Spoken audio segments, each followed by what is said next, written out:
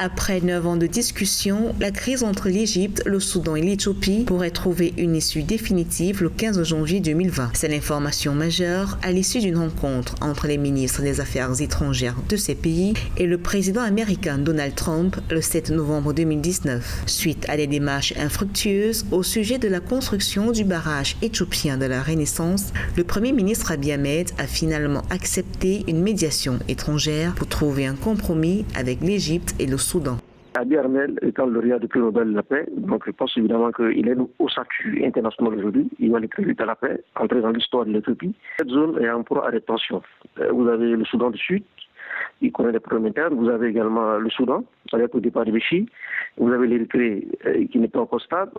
Vous avez également l'Égypte qui connaît également des récessions internes. Donc les tensions dans la région font que les conditions sont réunies pour aller vite vers un accord de paix durable.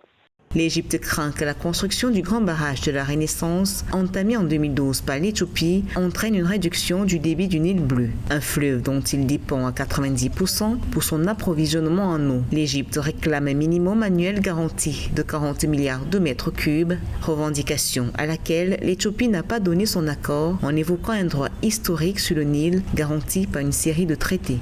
Si aucun accord n'est conclu d'ici le 15 janvier 2020, les ministres des Affaires étrangères ont convenu d'invoquer l'article 10 de la Déclaration des principes de 2015, qui stipule qu'en cas d'échec des négociations au niveau ministériel, la balle passe dans le camp des chefs d'État ou de gouvernement pour qu'une médiation externe peut être sollicitée.